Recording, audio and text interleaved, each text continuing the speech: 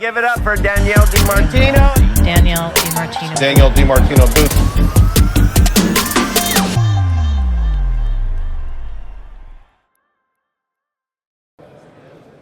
Hello and welcome back to the live stream at the 2025 Rural Symposium with me, Paul Harris. We have just had an epic macro panel and I'm delighted to be joined now by Danielle DiMartino Booth. She spoke earlier, she was a panel participant, a very active panel participant. Danielle, welcome and thanks for joining us. Absolutely, it's been a great afternoon. It has. I've got so many questions for you, but I want to start with the US Federal Reserve. President Trump has been going after Jay Powell, the Federal Reserve Chairman.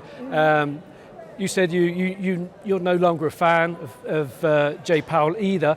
A lot of the conversation was about the Fed and its inability to cut interest rates. It does seem like he's got the worst job in America at the moment. Well, he certainly does. And I think on a practical level, because Americans who are over the age of 70, they happen to own 40% of the stock market. They also happen to be sitting on the majority of cash savings. You've got $7.5 trillion, a record level in money market funds right now that are paying 4.25%, 4.5%. So what you want to make sure you do is not lower interest rates, because if you do, you might be incentivizing the people who are over the age of 70, who own 40% of the stock market, to start selling their stock holdings. And that would entrap the Fed as it's never been entrapped before, because it won't be able to lower interest rates if it's going to cause this kind of untested beast known as passive investing to be tested. Nobody wants to know what that looks like. And as long as you don't have a major seller, passive investing won't be tested.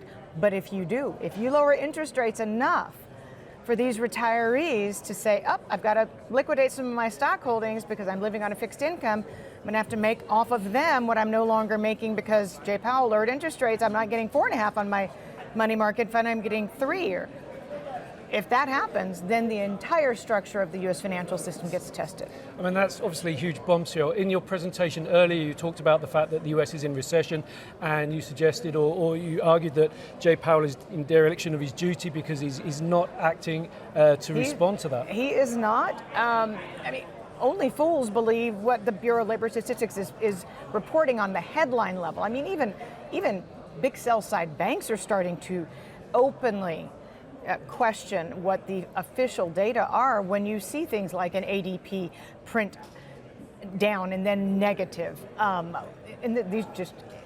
what we're hearing from 12 million American employers on the ground when they do report their actual head counts, and then they try and back check that against what the Bureau of Labor Statistics has been reporting, and they have nothing to do with one another. So I think Americans, even the Fed knows right now that imputed data is not reality, and yet, as I just explained to you, they're in between a rock and a hard place. They need to be lowering interest rates.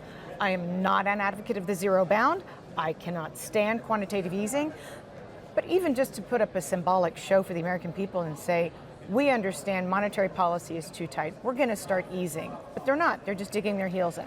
Now there's looking at what's happening and responding to it, but again, the comments on the panel suggested that there's the interpersonal relationship or not between Powell and Trump is getting in the way of things, because I think you mentioned spite in one of your comments. Look, either Jay Powell is genuinely ignorant of economics, I'd hate to think that, or he's found another reason to not be lowering interest rates. Now you could make, again, a symbolic gesture or two, and possibly not disturb that $7.5 record trillion in money market funds.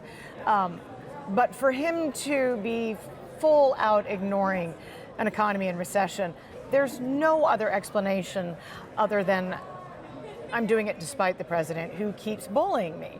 And maybe it's just a tit for tat, I get that, but the Federal Reserve is obligated to make monetary policy in the public interest. It is derelict in that duty.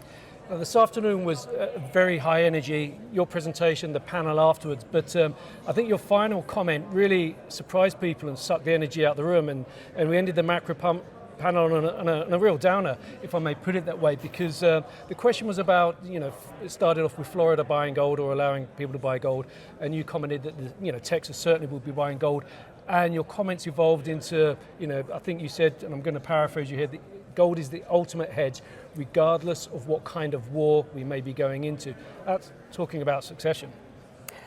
It is. And again, until we had the situation break out in Los Angeles and saw 18 states on one side, 18 states on the other, 18 states are siding with the administration, 18 states are siding with California. You don't want to see distinct divisions drawn down the middle of a country. For years we've been saying, for years politicians have been campaigning as I'm going to unite the nation.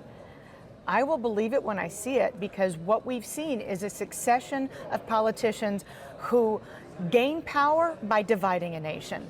And when you start to see individual states acquiring gold, in my view, that's just on a practical level not a good sign. And of course the Constitution was set up for these kind of possibilities. Right. Danielle DiMartino Booth, it's been a pleasure speaking with you today. Thank you very much for joining us. I'm really sorry we had to cut our time short. And we have a lot more to come. Tomorrow we've got 4 more days of the 2025 Rural Symposium to come. Join me tomorrow morning at 8 o'clock for more from the live stream.